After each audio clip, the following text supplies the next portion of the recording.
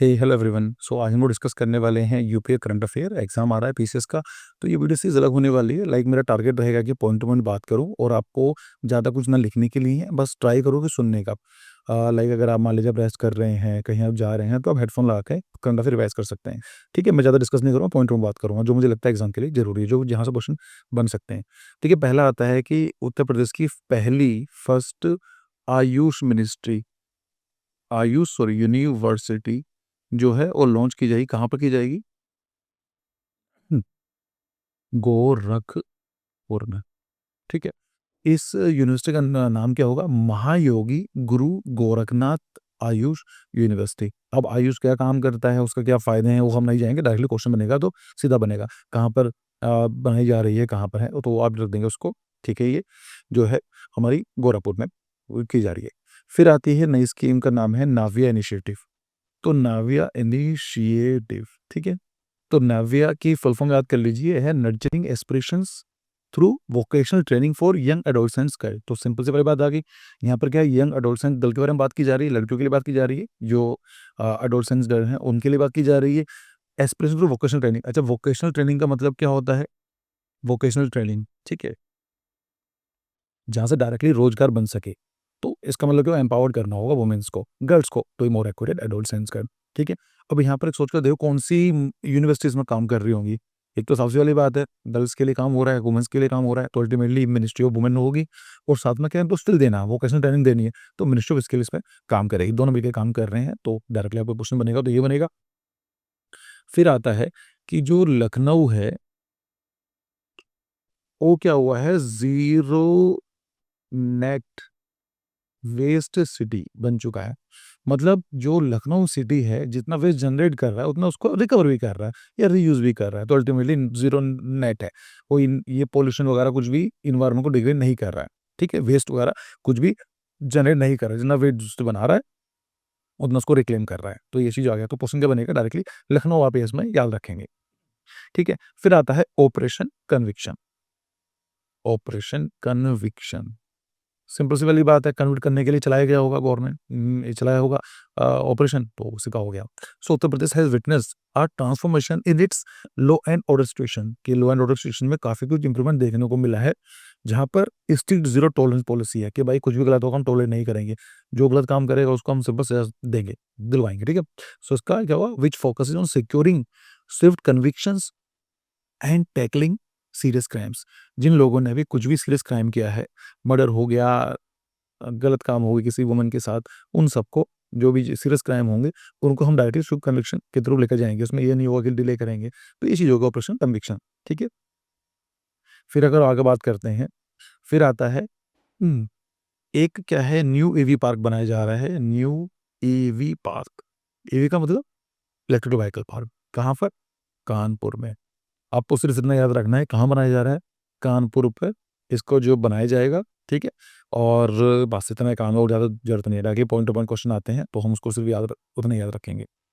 फिर आता है ई, इंडिया का first equine disease free compartment. ये क्या दिया जाता है, ये को दिया जाता है ऐसे एरियाज को जहाँ पर जो मतलब जो हॉर्सेस वगैरह होते हैं बीमारी नहीं फैलती हैं, मतलब फ्री होता है। उसका बेनिफिट ये होता है कि हम हॉर्स को, भाई अगर मान लीजिए कॉम्पिटिशन चल रहा है तो कोई वहाँ से मंगाएंगे किसी और एरिया से, वहाँ पर बीमारी होगी, कुछ को डिजीज होगा, तो ये स्प्रेड आउट कर सकता है। तो उसको होता है, बोला जाता है क्यों फ्री होता है। इसका मतलब क्या है कि ये बिल्कुल सही है, इसमें कोई बीमारी वगैरह ऐसा कुछ नहीं हो रहा है, तो उसके लिए मंगाया जाता है। So WOAH, world organisation for animal health, तो ये इसको करता है। WOAH, world organisation for animal health, has officially recognised India's first equine disease free compartment at the remount veterinary corps, RVM, remount veterinary corps, जो कहाँ पर है, मेरठ। तो आप उसको याद रखेंगे, मेरठ में। सिंपल इतना याद रखना, दैट्स इट। ज़्यादा वोमेंस के लिए काम होता है, इसका क्या है बस इतना याद रखिए। बेनिफिट क्या होगा, हम आप इसमें पॉइंट नहीं है टाइम याद करने का। ठीक है, फिर अगर हम आगे बात करते हैं, फिर आता है अश्मिता 2025, ASHMITA, अश्मिता 2025। पहले देखिए कहाँ पर हुआ है, ये हुआ है मोदी नगर में। मोदी नगर जो पड़ता है आपका वेस्टर्न यूपी में, गाजियाबाद के पास पड़ता है मोदी नगर।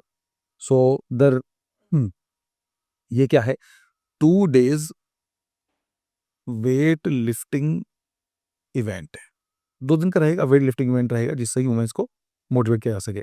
तो यहाँ पर क्या है कि जो मीराबाई चानू है, जो टोक्यो ओलंपिक सिल्वर मेडल इनको मिला था, was among the host of the dignitaries who were present at the inauguration of the Asmita weight lifting leg. इतना याद रखें, सिंपल, कहाँ पर हुआ है, दैट्स इट। आगे बात करते हैं, फिर क्या होता है सीपी ग्राम, CPGRAMS, ये है centralize public grievance redressal and monitoring system. Full form तो नॉर्मली पूछी नहीं जाती है, बट आपको पता होना चाहिए। इसी क्या हुआ, 35th रिपोर्ट आई है, और उसमें ये बताया गया है कि यूपी में सबसे ज्यादा जो ग्रीवेंस को सोल्व किया गया है। तो ये इसलिए इंपॉर्टेंट बन जाती है बिकॉज यूपी का एग्जाम है, तो इसलिए जाता है। ठीक है, Uttar Pradesh recorded highest number of disposals followed by the Gujarat. आप ये समझ सकते हैं कि 26,000 समथिंग जो केसेस हैं डिस्पोज किए गए यूपी में, और जो फर्स्ट नंबर पर रहा, और जो गुजरात है जो सेकंड नंबर पर है, उसने लगभग 4,000, 27 और 4, तो 26 और 4 डिफरेंस है। ठीक है, कितना फर्क है सेकंड में, पहले और दूसरे में। तो ये अच्छी बात है यूपी गवर्नमेंट की, तो इसको पूछा जा सकता है। फिर आता है कि यूपी का, उत्तर प्रदेश का एग्रीटेक, एग्रीटेक इनोवेशन हब। आप मेरे राइटिंग पर प्लीज इग्नोर कीजिए, अब मैं ठीक लिख सकता हूँ लेकिन वो ये टाइम कम है। एग्रीटेक इनोवेशन हब नाम से क्लियर, हब का मतलब क्या होगा, लोकेशन रही होगी, इनोवेशन का मतलब कुछ अच्छा करने की कोशिश की जा रही होगी, नया कुछ करने की जा रही हो, कहाँ पर, एग्रीटेक में। तो ये आपको याद रखना है, और ये कहाँ पर हो रहा है ये भी आपको मेरठ में याद रखना है। मेरठ के अंदर यूनिवर्सिटी है सरदार वल्लभ भाई Patel university of agriculture and technology. ठीक है, सरदार वल्लभ भाई Patel of agriculture and university of agriculture and technology. ठीक है, तो SVPUAT, बस ना मेरे याद रख लीजिए, इतना काम, काफी काम हो जाएगा। आगे चलते हैं। बच्चे बाहर रो कर रहे हैं तो कुछ फायदा नहीं है उस चीज का। फिर आता है कि एक इनिशिएटिव है, प्रोग्राम है, वो है लर्निंग बाय डूइंग इनिशिएटिव। नाम से क्लियर है, कोई चीज सीखने के लिए पहले करो, करके कुछ चीज सीखो, हमेशा याद रहेगी। रात दिन कि किसी को सिर्फ बोला जाए समझाया जाए, उसमें फायदा नहीं है। अगर बंदा खुद काम करता है, जैसे मान लीजिए पेंटिंग करनी है, तो खुद करेगा तभी सीखेगा ना उस चीज के लिए। So the Uttar Pradesh government launches a Louis learning by doing LPD, learning by doing program to transform education in government school by integrating hands on learning। तो गवर्नमेंट स्कूल को इम्प्रूव करने के लिए बनाया गया है कि जहाँ पर बच्चे आए गवर्नमेंट स्कूल में, वहाँ पर वो खुद कर सीखें, करके सीखें, ये चीज़ आएगी। तो हम इसको याद रखेंगे, ये चीज़ हो गई है। फिर क्या, UP Uttar Pradesh government issued standard operating procedure SOPs for the fairs. जहाँ पर भी मेले लगाए जाते हैं तो बताया गया है, क्योंकि आप जानते हैं कुंभ का मेला लगा था, वहाँ कुछ काफ़ी प्रॉब्लम हुई, तो उसको रोकने के लिए कि फ्यूचर आगे से ना हो, तो उसके कुछ SOPs बनाए गए हैं। और ये बोला गया है कि जो कोई इवेंट ऑर्गेनाइज करेगा तो 25 लाख से लेके 1.5 करोड़ तक पैसे गवर्नमेंट लाइक उनको पैसे देगी। डिपेंड करता है कितने फुटफॉल है, कितना बड़ा इवेंट है। ठीक है, ये चीज़ है, क्या क्या है वो हमारे किसी काम का नहीं है। एक आया है बड़ा प्यारा सा प्रोजेक्ट है, लाइक मुझे लगता है कि ये सब बहुत पहले से कर देना चाहिए, हर सभी करना चाहिए। Uttar Pradesh government to develop historical building into heritage hotel. देखिए हमारे देश में हेरिटेज की कमी नहीं है, दुर्भाग्य ये है कि कुछ ही होटल्स हैं या कुछ ही हमारे बोलेंगे फोर्ट्स हैं जिनको रिकॉग्निशन मिलती है। छोटे मोटे हवेलीज होती हैं, ये सारी चीज़ें हैं जहाँ पर ज़रूरत है, और ये धीमे धीमे टाइम से खराब होता जा रहा है। तो यूपी गवर्नमेंट ने ये बोला है कि जो ऐसे हमारे कल्चर हैं, जो फोर्ट, जो हेरिटेज, जो बिल्डिंग्स हैं, जो ऑटोमेटिकली खराब हो रही है, जब उनको पैसे रिवेन्यू जनरेट नहीं कर पा रहे हैं, तो उसका क्या करेंगे, उसको ऐसे फोर्ट हेरिटेज होटल में डेवलप कर देंगे। उसमें क्या होगा, आप वहाँ पर रह सकते हैं, जो पैसे आएँगे उन पैसों को एम्प्लॉयमेंट जनरेट होगी, और इसी के साथ-साथ क्या होगा, उस जो फोर्ट है, जो बिल्डिंग है, उसको रेनोवेट करा जा सकता है, उसको प्रिज़र्व किया जा सकता है। ये कॉन्सेप्ट बहुत प्यारा कॉन्सेप्ट है। लाइक मैंने कई बार देखा है यूरोप में, मैं काफ़ी घूम चुका हूँ, तो वहाँ पर मैंने देखा है कि वो ये सब काम करते हैं। लाइक अपने इंडिया में क्या है ना, बड़े-बड़े फोर्ट्स हैं, उनको तो वैल्यू दी जाती है। लेकिन ये छोटी-मोटी जो चीज़ें होती है ना, जो कल्चरली बहुत काम की है, लेकिन उसे इग्नोर कर दिया जाता है। कोई वहाँ पर ड्रग्स डीलिंग करता है, कोई उल्टे-सीधे चीज़ें काम की जाती हैं, कोई लिकर पीते हैं वहाँ पहुँच के। ये कभी-कभी क्या करते हैं कि वहाँ से सामान है, ब्रिक्स उठा के ले जाते हैं, ईंटें निकाल के ले जाते हैं। तो भाई कल्चर उसको प्रिज़र्व करने की ज़रूरत है। तो गवर्नमेंट ने ये डिसाइड किया है कि जो हिस्टोरिकल बिल्डिंग्स हैं, हम उसको क्या करने वाले हैं, हेरिटेज होटल में कन्वर्ट कर देंगे।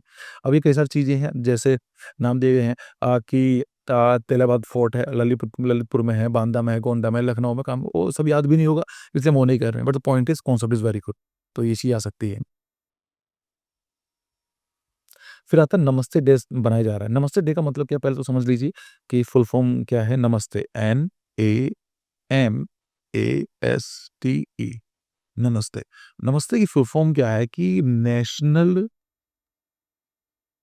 Action for mechanised sanitation ecosystem. नाम से क्लियर हो जाएगा। नेशनल एक्शन प्लान रहेगा फॉर मैकेनाइज्ड सैनिटेशन इकोसिस्टम, कि जो ह्यूमन एक्सप्लोइटा हो गया या फिर जो भी हाथों से काम करते हैं, जो सफाई कर्मचारी होते हैं, तो उनको इन सब चीज़ों हटाया जाए और इसमें काम क्या होगा कि उन मैकेनाइज्ड किट वगैरह दी जाएँ कि भई आपको, कि उससे क्या होता है कि एवरेज लाइफ 40 ईयर्स है। ये दुर्भाग्य है अपने देश का कि आज भी लोग उस मेंटालिटी में जी रहे हैं, गवर्नमेंट फेल हो गई है या उसमें अच्छा काम नहीं कर पाई है कि लोग आज भी अपने मैन्युअली काम करना पड़ता है। उसको करने के लिए बनाया गया है। So the operation of the national action for mechanised sanitation ecosystem, जो कि डे है मतलब 16 जुलाई को मनाया जाता है। Union minister of health, union minister of state of social justice and empowerment inaugurated the helpline 14473 for waste pickers and distributed PB kits for Ayushman card to sewer and septic tank workers and waste picker in Lucknow. ठीक, तो आप इसी को याद रखेंगे। मैंने उसके benzene क्या होती है, वो सब चीज़ें हैं। उत्तर प्रदेश ने 50 रिवर्स को रिवाइव कर दिया। छोटी रिवर्स हुआ करती थी, बीच में क्या हुआ खत्म हो गई, उनको फिर से रिवाइव कर दिया।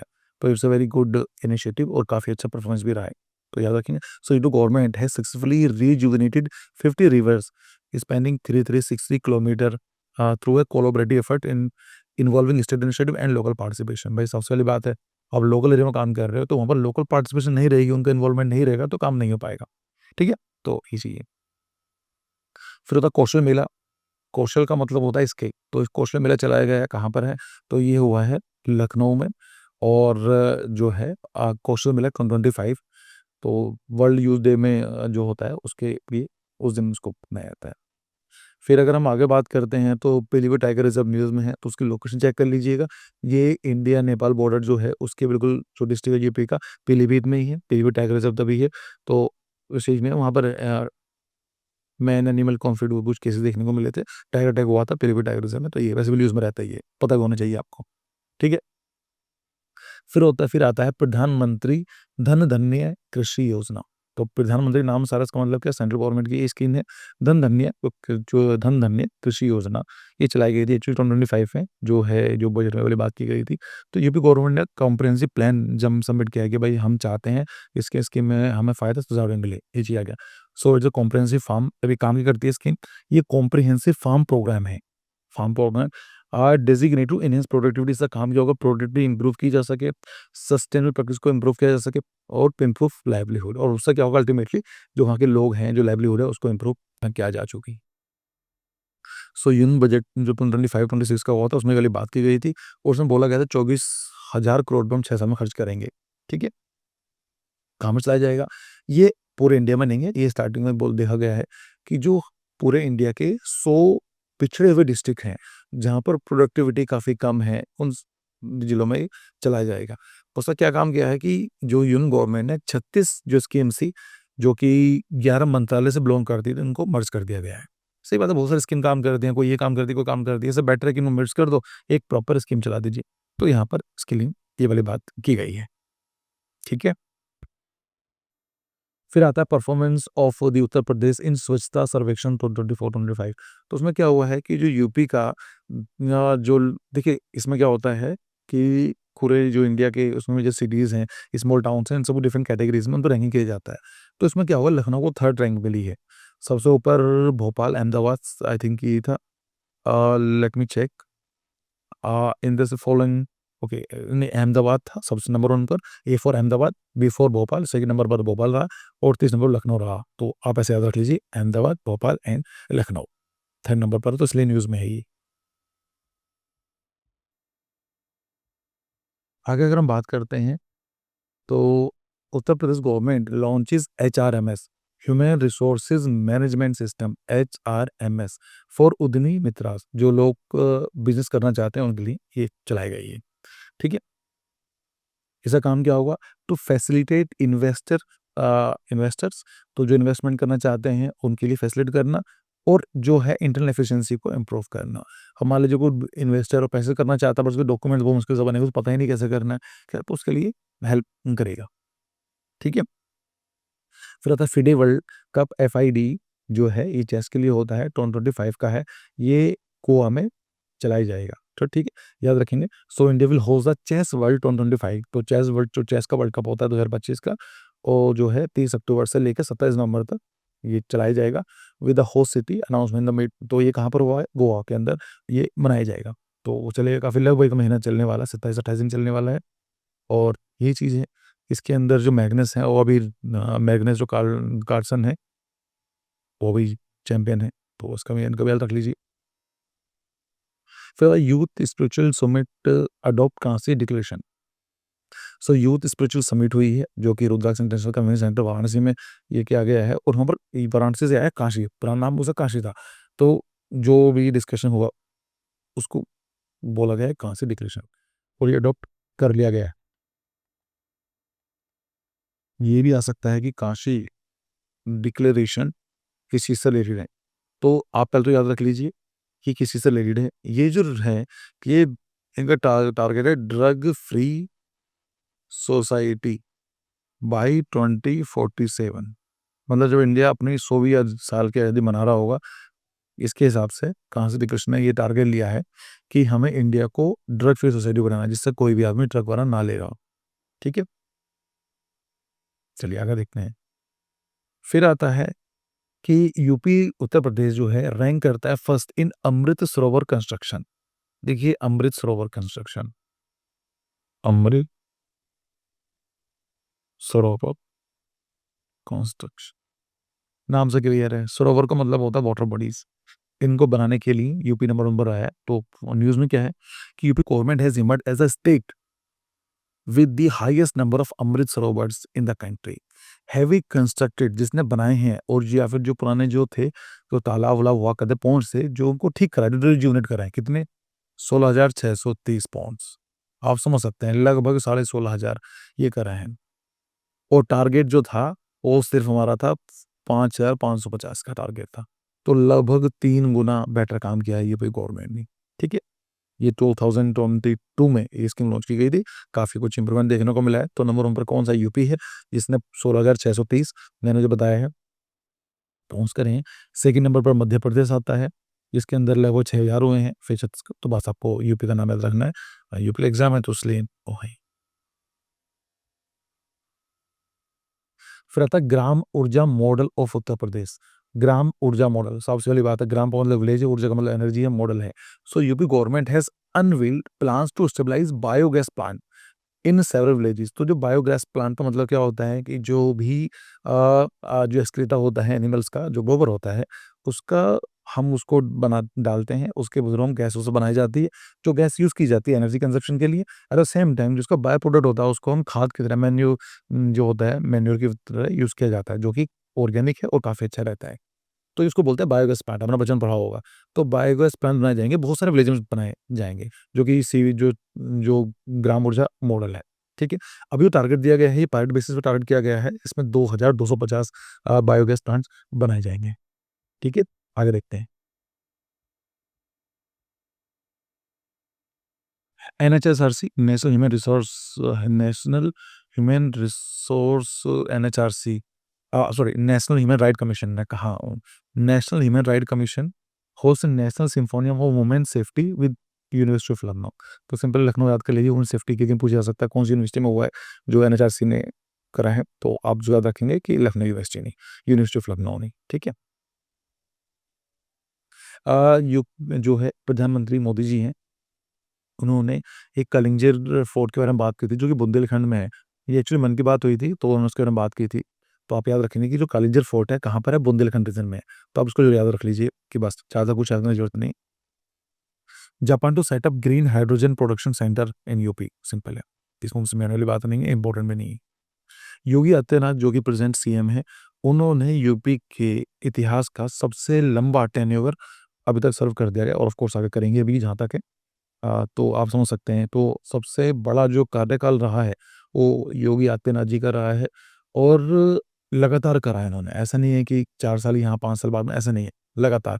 जब से बने हैं तब से एक बार भी नहीं हटाए गए हैं और अभी तक लॉन्गेस्ट जो टेन्योर है वो उनका रहा है। So a record for both the longest tenure and also longest continuous tenure कि लगातार इतना बड़ा कार्यकाल रहा है। जिनको लगभग 8 साल 4 महीने इस टाइम पे डेट दिया गया है, बट अब तो काफ़ी टाइम हो गया उसको भी। तो लगभग मान समझ सकते हैं कि 9 साल के आस-पास, साढ़े 8 पूरे 9 साल हो चुके हैं, ठीक है? इससे पहला कौन-सा था? वो 8 साल 127 दिन का था, जो कि गोविंद वल्लभ पंत जी जो थे, पहले जो सीएम थे, उनका जो कार्यकाल रहा है, वो रहा था 8 साल 127 दिन का। तो लगभग 4 महीने का, 8 साल 4 महीने का, तो उनको सरपास कर दिया है, ठीक है? और पिछले 37 साल में ऐसा पहली बार हुआ है कि 2 कंसेक्यूटिव टर्म में सेम सीएम रहा। नहीं तो कि एक सीएम था, अगला इलेक्शन होंगे तो चेंज जाएगा, फिर होगा, तो लगातार किसने नहीं करा। तो पिछले 37 साल में सिर्फ योगी आदित्यनाथ जी ऐसे हैं, जिन्होंने लगातार 2 कार्यकाल अभी तक करे हैं। अब तीसरे का तो अलग पॉइंट है, लेकिन अभी तक की हम बात करें तो। ठीक है। विद्युत सखी प्रोग्राम, नाम से क्लियर है, विद्युत सखी। विद्युत का मतलब होता है इलेक्ट्रिकल, सखी का मतलब फ्रेंड। तो ये क्या गया है, यूपी गवर्नमेंट ने विद्युत सखी प्रोग्राम लॉन्च किया है, has achieve remarkable success in revenue generation and empowered women, ठीक है? With a 11 fold increase in revenue recovery. तो उन्हें काम ये था कि भई जिनके बिजली का बिल रहता है, उनके पास जाएँगे, उनको रिकवर करेंगे। तो एक बहुत अच्छा काम इन्होंने किया है। बस याद रखेंगे क्या काम करती है, that's it. International tiger day and increase of tiger population in India. देखिए 29 जुलाई को इंटरनेशनल टाइगर डे मनाया जाता है। क्यों मनाया जाता है? क्योंकि उससे अवेयरनेस करने के लिए। So it was stabilised during the 2010 sign जो नाम है 29 जुलाई की हम बात करें क्यों था। सो इंटरनेशनल टाइगर डे जो कि 29th ऑफ जुलाई को होता है, ये 2010 में सेंट पीटर्स में एक समिट की गई थी और यहाँ देखा गया था कि 13 कंट्रीज़ ऐसे हैं पूरी दुनिया में जहाँ पर आपको टाइगर्स देखने को मिलते हैं जो कि नेचुरल हैबिटेट है। उनको बोला गया कि भाई आप क्या काम करो और उसको जो X2 टारगेट दिए गए थे, मतलब जो टाइगर है उनकी पॉपुलेशन डबल कर दो, ये दिया गया था बाय द 2022 2022 तक। तो टाइगर पॉपुलेशन जिस कंट्री में मान लीजिए 100 है, तो टारगेट रहता है भाई अगले 2022 तक, जो भी उस टाइम की बात 2010 में, कि अगले 12 साल में पॉपुलेशन डबल करनी है आपको। तो ये किया गया है। यूपी गवर्नमेंट ने काफ़ी अच्छा परफॉर्मेंस दिया है। अब कितना है वो सब याद करने की ज़रूरत नहीं है। चाहे तो इसमें ये है कि 173 टाइगर्स हुआ अगर 2018 में, तो 2022 हो गए हैं, 2022 में 222 हो गए हैं, ठीक है? तो ये चीज़ आती है। और सबसे ज़्यादा टाइगर कहाँ मिलेंगे? दुधवा टाइगर रिज़र्व में आपको देखने को मिलेंगे, ठीक है? इतना सारा सही नहीं कर पाएँगे।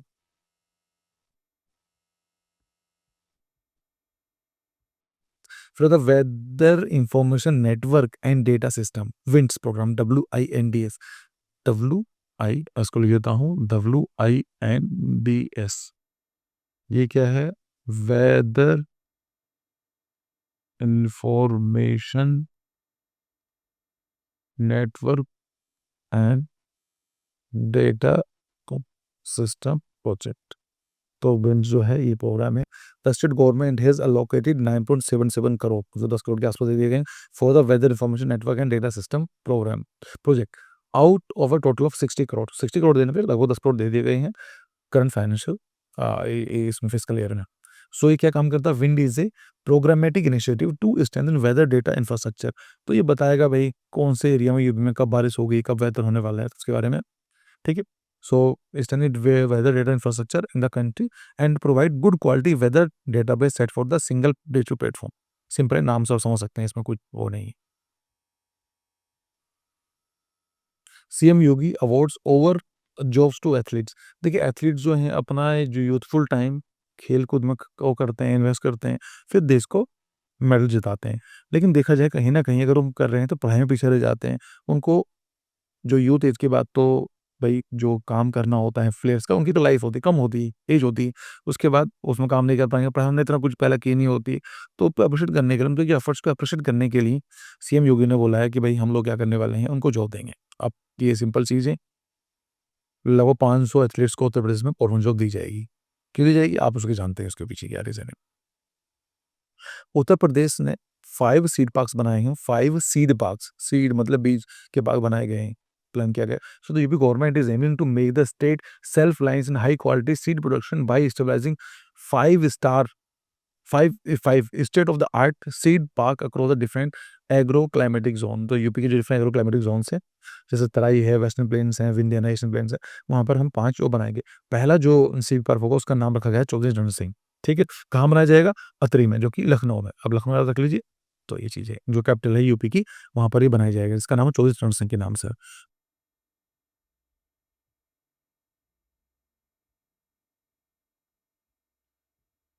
फिर अगर हम बात करते हैं, उत्तर प्रदेश जो है पहला स्टेट बन गया है इंडिया में जिसने एआई का यूज़ किया है रोड सेफ्टी में। वो देखेगा, एआई सर्च करेगा भाई क्या-क्या चांसेस होते हैं यहाँ पर एक्सीडेंट हो सकता है, क्या-क्या बचाया जा सकता है, तो एआई को is going to help this thing.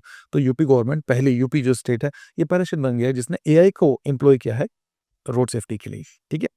ये चीज़ याद रहेगी आपको। फिर था सलखन, एक है सलखन फॉसिल पार्क, ये है जीवाश्म का एक पार्क है, जो उसको यूनेस्को की टेंटेटिव लिस्ट में डाल दिया गया है। अच्छा, बात ये आती है कि जो सलखन जो फॉसिल पार्क है, ये जो आपको मिलेगा सोनभद्र डिस्ट्रिक्ट में आपको देखने को मिलेगा, सोनभद्र फॉसिल पार्क है, ठीक है? ये चीज़ मिल जाएगा। आप कितना है, ज़्यादा याद करने की ज़रूरत नहीं, 25 हेक्टेयर में फैला हुआ है, वो हमारे किसी काम का नहीं है, बस ये चीज़ है।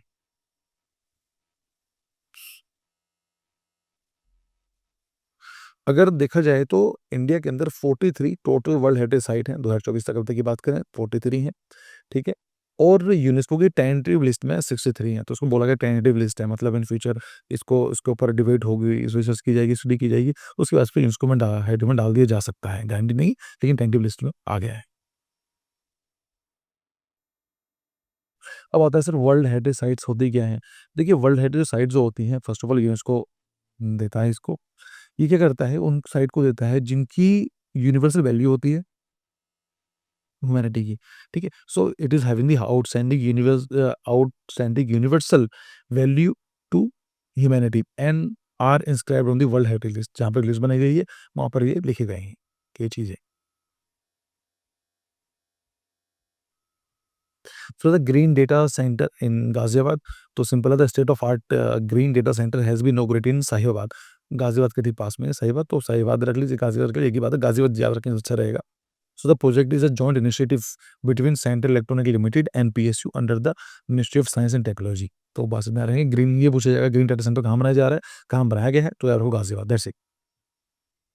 नेक्स्ट करंट अफेयर है कि इंटरनेशनल ओलंपिक कमेटी आईओसी की फर्स्ट वुमेन प्रेसिडेंट बनने वाली हैं।